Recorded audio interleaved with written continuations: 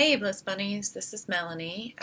For those of you who don't know me, my channel is Experiments in Bliss. And this is where I bring to you information that I have found helpful to live my most blissful life ever. It can be anything from lifestyle to wellness to spirituality. Today, we're going to do something that is a little bit more in the wellness arena.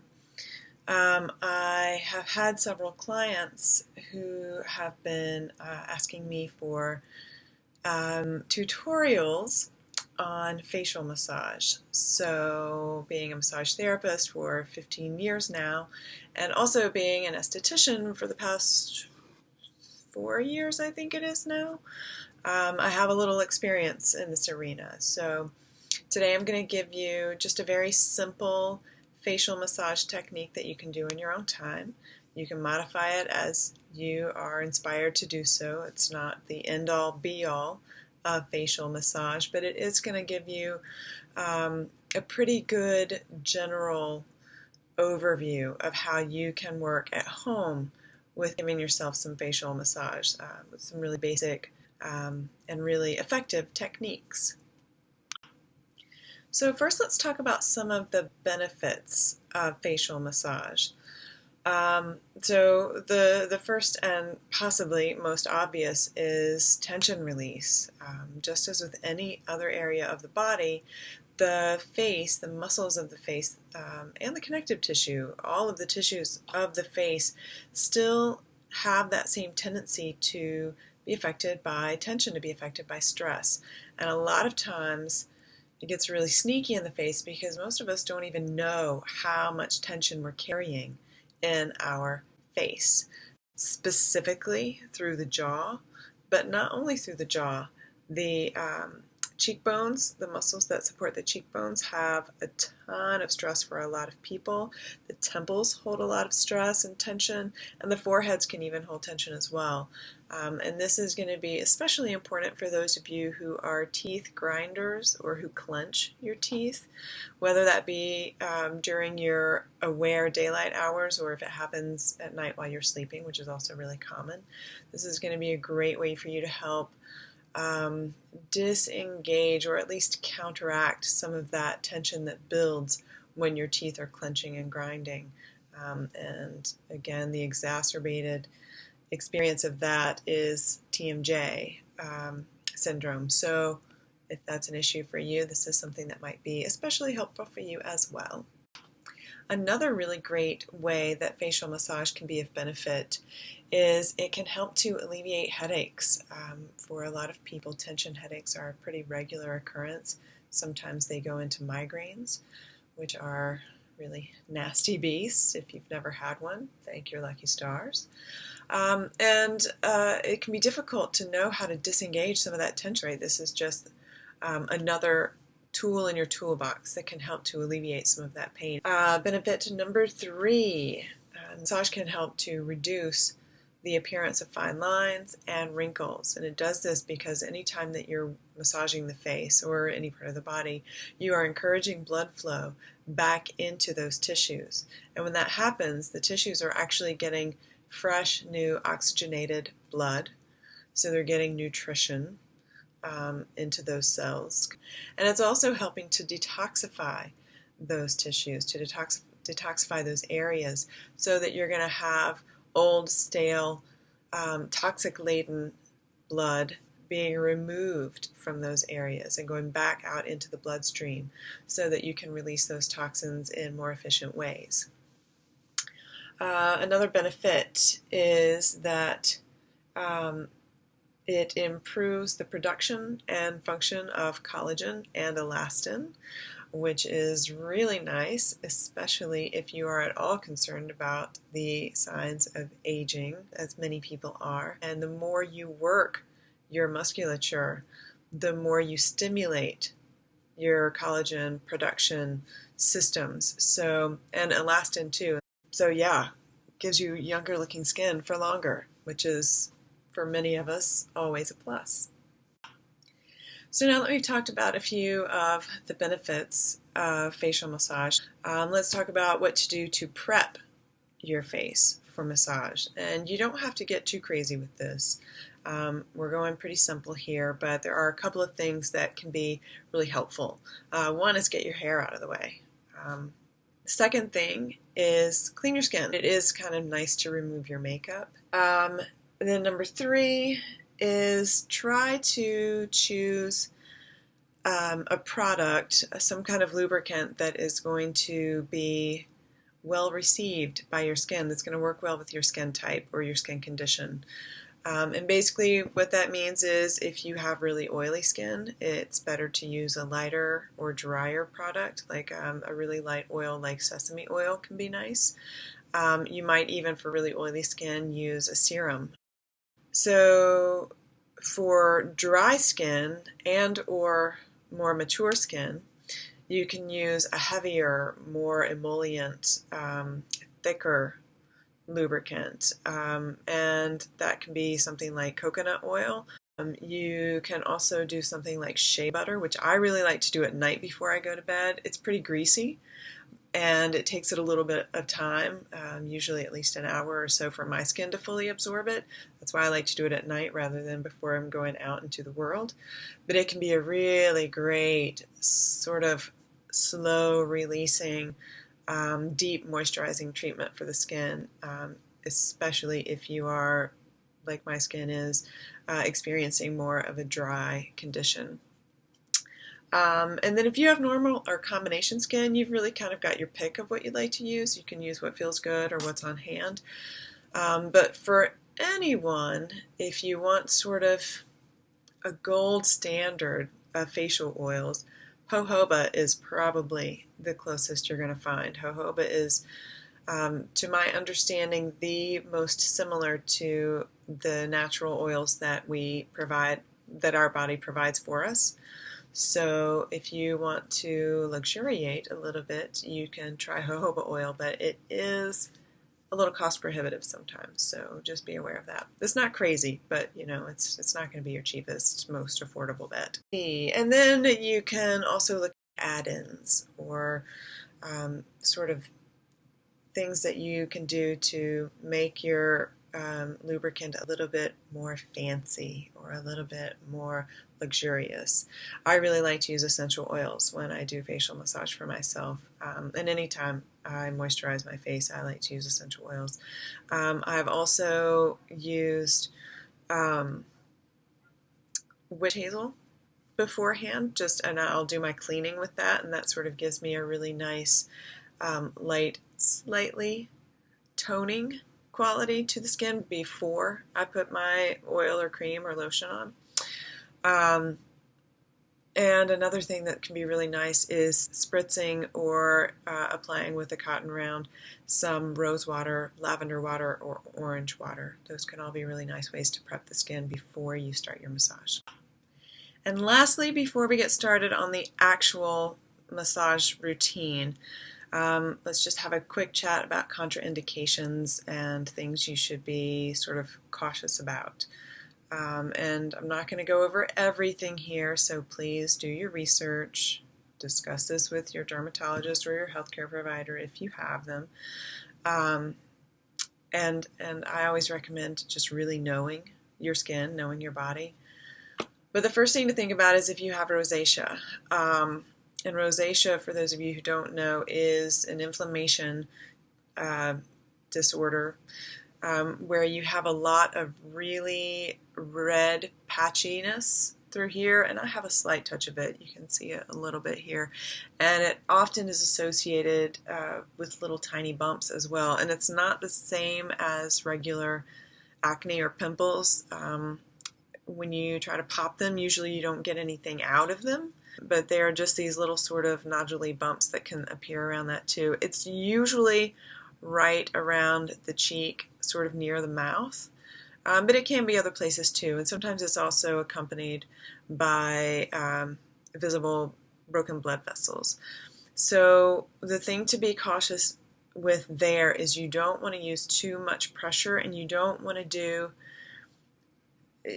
too many strokes over those areas. So you just want to be really light, be mindful. If you feel it start to get really hot, then stop doing what you're doing. And I would also encourage you to do a little research, again, on your own with your healthcare providers, just to make sure that you know how best to work with your particular case of rosacea, if that does apply to you. The second piece is kind of related, and that is broken capillaries. And you can have broken capillaries with or without rosacea. And basically they're just these little tiny purple or red lines that you can see. A lot of times they're around the nose, but they can be anywhere. And you just want to be cautious around those areas, because the more you agitate them with friction and with manual manipulation, then the more you can exacerbate them and make them more red. If you have broken blood vessels, go easy, really, really light over those areas. And the last thing is kind of a common sense contraindication. If you feel pain during any time during your facial massage, if you feel any kind of excessive burning, anything that raises a red flag, stop what you're doing and don't do that anymore. Okay, so let's get down to it. Let's do this facial massage. So I am going to be using some avocado oil today. And it's kind of a medium weight oil. I actually prefer a heavier oil under normal circumstances. This is fine. But when I do facial massage, I like things to get really, really sort of thick and really moisturizing. Yes, I made up that word. But it's going to work for today, right? That's what I've got on hand. And I am going to add to it this Mellow Mix essential oil blend, which is primarily lavender and sandalwood. And there's no particular way to apply this. Just apply it so that it is all over your skin. And yes, I'm probably going to be really greasy because that's how I like things. You do not have to use as much oil or as much product as I am if you don't want to. And we're not going to really do any neck massage today, although that is something that's really great to do. But I've got a little extra oil on my hands, so that's where it's going to go.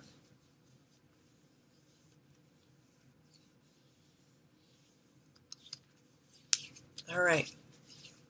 So we're going to start with probably the most basic massage stroke, and that's called Effleurage. And Effleurage is essentially just long flow, really sort of superficial strokes. So we're going to start working the chin, the cheekbones, and then the forehead, and then circling back down to the beginning. So we sweep up, stop around the temple, pass along the cheekbones, up between the eyes, really slide along the forehead, and then right back down. So we're going to do that 3 times. Slide up, across, between the eyes, and then back down. Last time. All right, and then we're going to go into another stroke called Petrissage. And Petrissage is generally any kind of kneading stroke. It's almost like you're kneading bread. Any of you who have baked bread before, it's like kneading dough. We start at the chin, or at the jawline, and again, we're just sort of pinching and kneading. And you can use as much pressure as feels good for you. I really like to use a decent amount of pressure here. It's almost like you're making little circles and then with your 2 fingers and then pinching. And then when we get up here near the jawline, we're just going to drag that around and do the same thing over the cheekbones.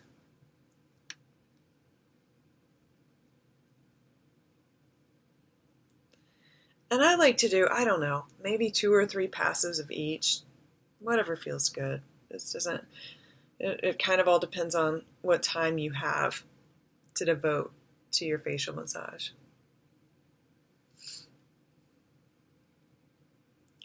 And then we move up to the forehead. So you're taking your fingers and you're just like starbursting them up and around, so in big circles. And I start kind of at the brow line and then just move up and out. And I'm using my thumbs at my jawline for support because that's what feels good for me, but you can choose what feels good for you. And then I carry that on out to the temples. And then just slide it back down. And then we're going to do some circles around the eyes. So just literally draw a circle around your eyes.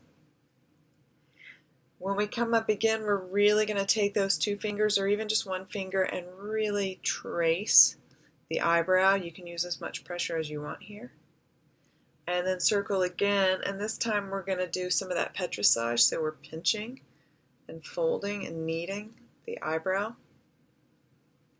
And then circle and trace the eyebrow again.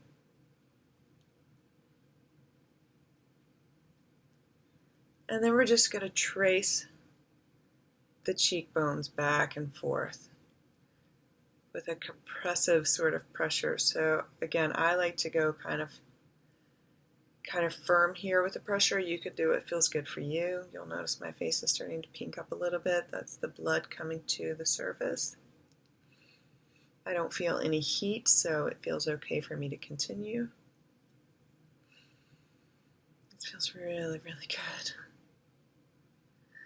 And then from there, it's all about the jaws. There is a muscle on either side of your jaw called the masseter muscle, and it's like a thick band about an inch long. It sort of runs from your cheekbone down to the edge of your jaw. And you can activate it by opening and closing your mouth. And you can really do whatever feels good here. You can do some circles, you can do some pinching.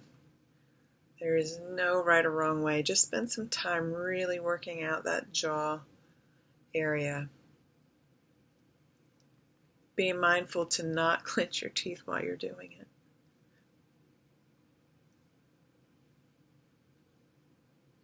And then we're going to continue up, kneading here, up toward the temple. And it starts getting a little bit like, again, that sort of starburst circling fingers action. And I just do this all around the temple, going into the hairline a little bit, because that whole area is one big muscle. It continues on back into the scalp. And it's the same on both sides.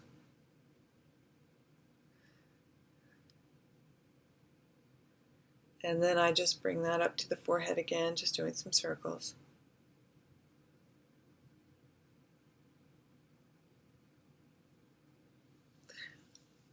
And then just a big sweep all over the face, sort of inviting the body to incorporate and process all of that. And then I like to take just a moment, take a big full breath in, and then I'm going to do a little bit of lymph drainage work. And lymph drainage work is very, very light and superficial strokes. We're going to start at the forehead and then hit the cheekbones and then the jaw. And then we're going to work the lymph nodes under the jawline. And then we're going to move all of that in the direction of the lymph nodes back here, just at the ears, in front of the ears.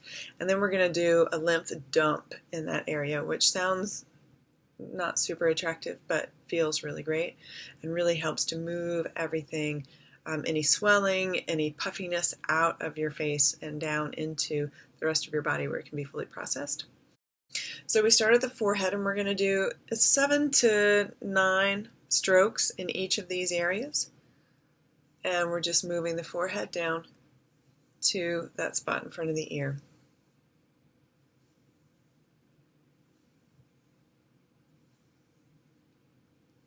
And then we continue that over the cheekbones, and again stopping at that same area.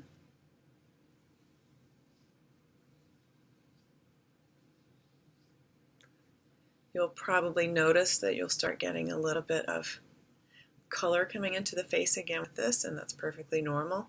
If you feel excessive heat or any discomfort, obviously stop.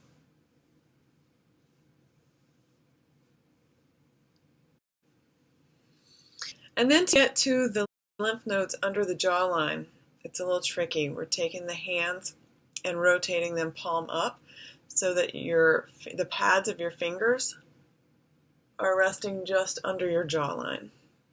And then we're just doing circles, gentle circles here. And I like to walk my fingers sort of around a little bit. And I do that for a count of 7 to 9. Again, it's a very light, stimulating movement. And then 3 fingers in front of and 1 finger behind each ear. Very light pressure here. We're just going to use the hand to draw the skin in front of the ear down, and so down toward the chin and then away from the mouth. So down and back. It's a very subtle movement. It's like you're trying to milk this area. And do that again for 7 to 9 times. And then from there, I'm going to do a stroke that's called Tapotement, and that basically is just any kind of percussive movement. And when we work the face, it's kind of like fairy fingers. So you're just taking your fingers and tapping pretty lightly all around your face. This is really nice, again, for the lymph stimulation, but also it helps to break down any sinus congestion you might have. You don't want to tap directly on your eyeballs, so don't do that. Just work all around them. And if you are super congested, you can stop around your sinus areas here beside your nose and go to 1 finger, whatever finger feels good, and go with a little bit more pressure there. And sometimes it feels good to do that up here too.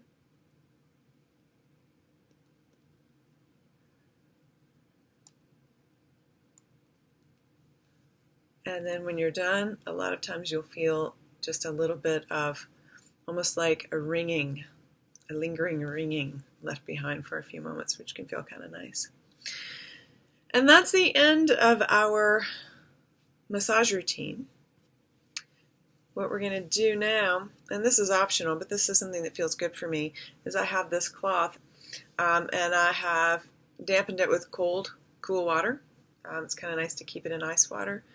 And then I'm just going to take it and compress on my face, cooling it down a little bit, and also helping to sort of gently press the oil into my skin a little bit more.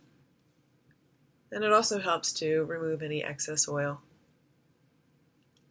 if that's something that's important for you.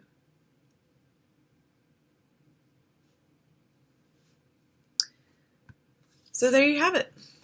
Facial Massage 101. Super easy. Shouldn't take very much time for you at all. And especially if you're not stopping to try to explain what you're doing to people, it can go a lot faster than this video goes. And I hope that it will do nice things for you and for your skin and help you to not have headaches and help you to have less tension and help you to look younger and more vibrant and even more beautiful than you already are. It is recommended that you do this consistently to get best results, and that can look like anywhere from twice a week to once every 2 weeks, sort of depending on how much your face enjoys receiving this work. Because some people are really sensitive to touch, and some people really find it awesome. So find what works for you. If you have any questions for me at all, you can put them in the comments below, and I'll happily answer them for you as best I can. And thanks for spending this time with me. All right, I will look forward to talking to you soon. Thanks, Bliss Bunnies. Bye.